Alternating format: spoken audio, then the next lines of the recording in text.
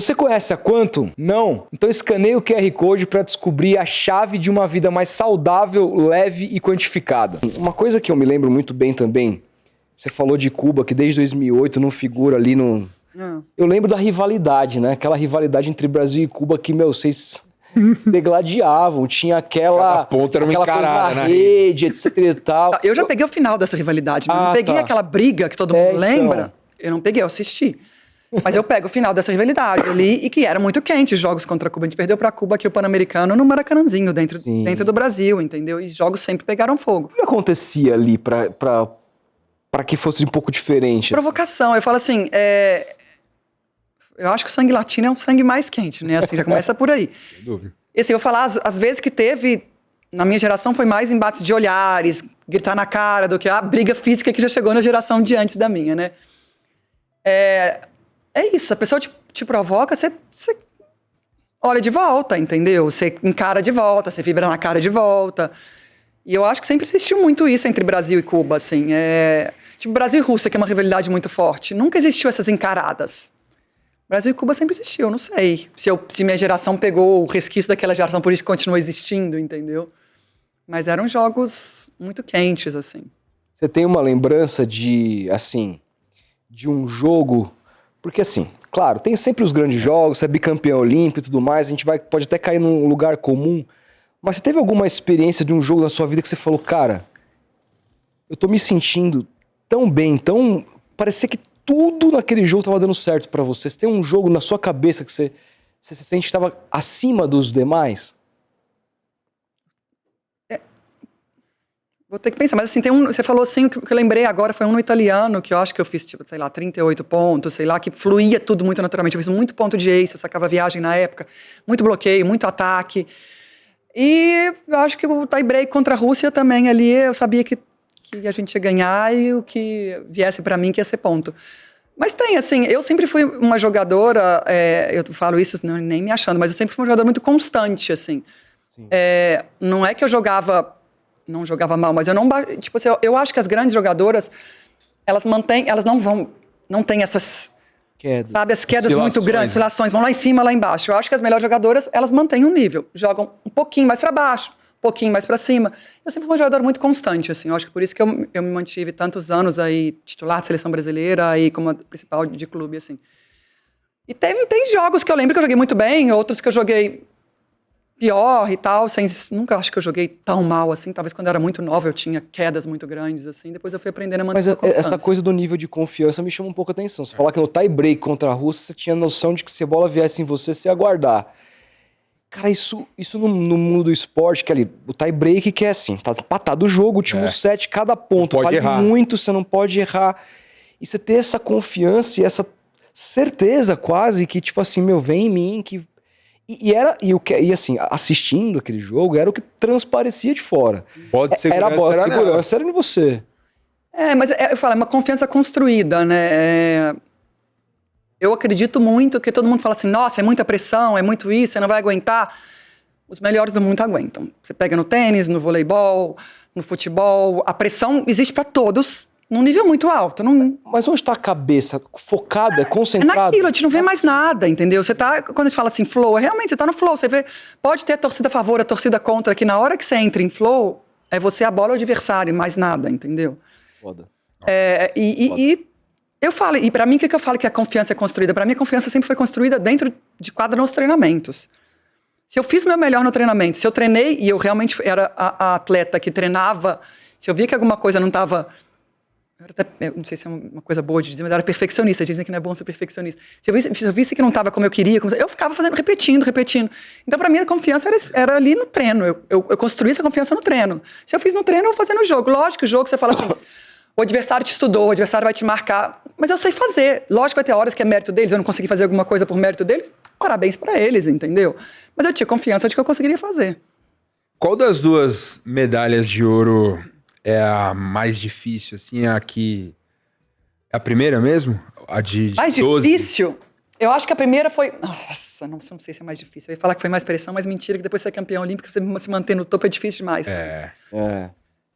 A primeira, eu acho que as pessoas duvidavam mais que a gente conseguiria, assim, no geral, sabe? A gente tinha aquela pressão de que a gente ia chegar na hora H e amarelar, que a gente não ia dar conta. Eu acho que tinha mais essa dúvida, assim, se a gente daria conta, se a gente chegaria na Olimpíada. Inclusive, a gente ganha tudo. Em 2008, a gente já começa o Grand Prix, que hoje é a VNL, né, a Liga das Nações, e atropela todo mundo na fase final. Eram 6 jogos, não era semifinal, era ponto corrido. Então, a gente ganha os 6 jogos, assim, se eu não me engano, só o primeiro de 3-1, depois de tudo 3-0, e ganha a Olimpíada tudo de 3-0, assim.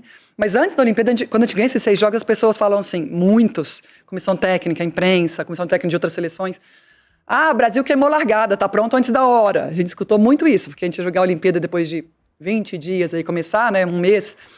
O Brasil tá pronto antes da hora. Aí a gente só pensava assim, eles não viram nada. Vai ver na Olimpíada como que a gente vai estar. A gente tinha uma certeza muito grande que a gente ganharia aquele grupo. Quando eu falo grupo, eu coloco as 12 atletas e a comissão técnica, a gente tinha certeza que aquela Olimpíada seria nossa. É uma condição de confiança no outro? Confiança no outro. O grupo inteiro queria muito a mesma coisa. A coisa mais difícil para mim num esporte coletivo, eu acho que é você fazer todo mundo remar para o mesmo lado, assim. Porque no esporte coletivo pode ter gente que está ali querendo fama, pode ter gente que está ali querendo dinheiro, pode ter gente que está ali querendo... Agora, quando todo mundo quer, em primeiro lugar, chateado ouro, que não tá jogando. Quando todo mundo, acima de todos, não estou falando que você não tem que ter aspirações individuais, querer alguma coisa individualmente, mas acima das suas individuais, você coloca a do grupo em primeiro lugar, esse é o caminho. E eu acho que aquela seleção de 2008 fez isso com grandeza.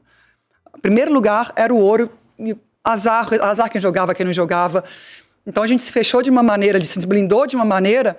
Que crítica da imprensa que existia demais naquela época. Naquela época não existia redes sociais, nessa proximidade com o fã. Mas o que a gente tinha de crítica de imprensa, blogs que já existia, atacando a gente, chamando a gente de amarelão nos jornais. Muito, não tinha como fugir. Não tinha, porque era o tempo inteiro, assim, entendeu? Aí, e saía no jornal, amarelonas, a gente tem...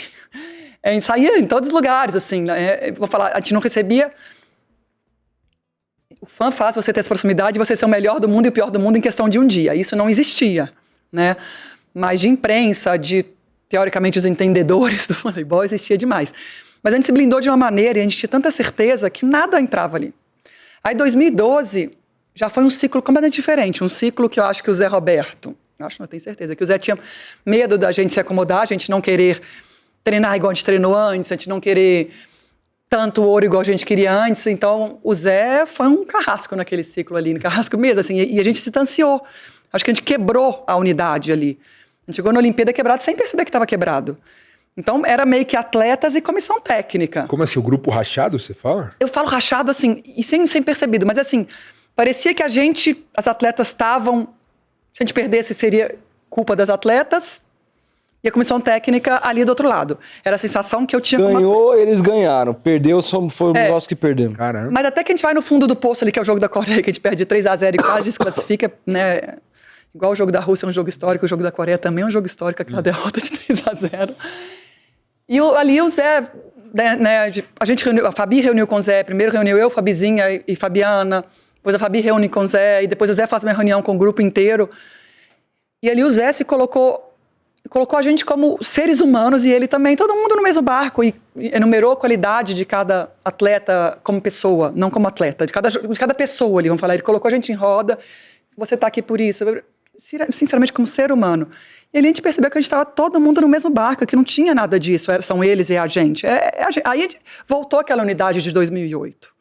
E ali a gente ficou imparável de novo. Porque isso é gestão de grupo num nível absurdo, cara. Uma sensibilidade. E humildade também. E humildade, tipo, entender o que tava rolando, entender que, vocês não tinham... assim, e não é que a gente percebeu, nem ele nem a gente, não teria resolvido antes da Olimpíada, claro, entendeu? Claro.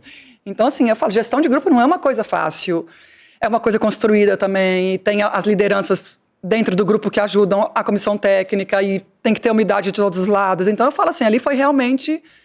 Eu falo, aquela reunião para mim mudou o cenário daquela Olimpíada. E a gente foi bicampeã olímpica. E tinha a pressão, você é melhor do mundo, todo mundo quer te vencer. Então você tem que se manter melhor do mundo. E ali, então, assim, as 2 medalhas foram medalhas, vamos falar, se for olhar no ciclo inteiro, muito difíceis. E é muito louco, porque assim, na primeira tinha esse aspecto de, elas são amarelonas, elas nunca ganharam, etc.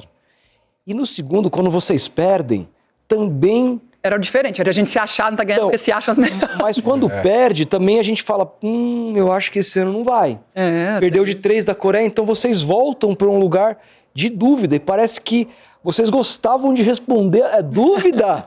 Vocês vão ver, vem em mim aqui. É muito louco isso, né? Sabe o que é engraçado? Que naquela época estavam começando redes sociais. Eu acho que o Instagram foi naquele ano, um ano 2012, antes. Foi em 2012, né? O Twitter tinha sido 2010, talvez? 2010. Então, assim, tudo muito recente, assim. E eu lembro que eu dei uma entrevista depois do jogo da China, que a gente joga a Coreia, a gente perde 3-0, a gente tinha China e Sérvia. A gente tinha que ganhar os 2 jogos, só que a gente dependia da vitória dos Estados Unidos também. Então a gente não dependia mais da gente. Então a gente ganha da China de 3-2. E eu vou passar no corredor de imprensa, quando acaba o jogo a gente sai, né? Que eu falo que depois da Coreia apareceu o corredor da morte, assim. Depois da Os China, microfones da Globo. Assim, não, justificar o injustificável, né? O que tá acontecendo? Você acha que eu sabia Fala, né, numa hora Nossa. dessa, porra. Depois da Coreia, o que aconteceu? Não sei. Mas ali a gente passa naquele corredor de imprensa e eu lembro que foi por alguma imprensa do Twitter que eu falei assim, a gente passando, a gente classificando, que não dependia da gente a classificação, dependia de vitórias nossas, mas mais o resultado dos Estados Unidos, eu falei, a gente vai ser campeã olímpica. E eu lembro que, da maneira muito pequena comparado com hoje, aquele negócio do Twitter, as pessoas me xingavam. Tá achando o quê? Perdeu pra Coreia, tá falando que vai ser campeã olímpica de novo, e sei lá o quê. Eu lembro direitinho disso até hoje. E realmente, os Estados Unidos não entrega o jogo, a gente cruza contra a Rússia naquele jogo histórico, épico, e a gente, depois, Japão e Estados Unidos é bicampeã olímpica. Mas assim, do jeito que foi aquela reunião pós-Coreia, eu tinha certeza que a gente passando de fase, nosso maior obstáculo era passar de fase. Passando de fase, a gente ganharia. E aí, quando ganha, divide pra todo mundo? Ou ficou esse sentimento também? Não, assim, quando ganha, a gente não existe, não tem como explicar o sentimento ali. É uma coisa que, eu falo, eu fui mãe, eu acho que a emoção de um parto é tão grande quanto apesar de ser diferente, mas é todos os hormônios, dopamina, adrenalina, tudo ali naquele momento, e a satisfação de ter conseguido mais uma vez. E pra mim, assim, o ouro olímpico sempre foi um grande sonho, um grande objetivo da minha vida desde adolescente. Então, era, mais uma vez, realizando esse sonho de adolescente. Então, não tem como explicar.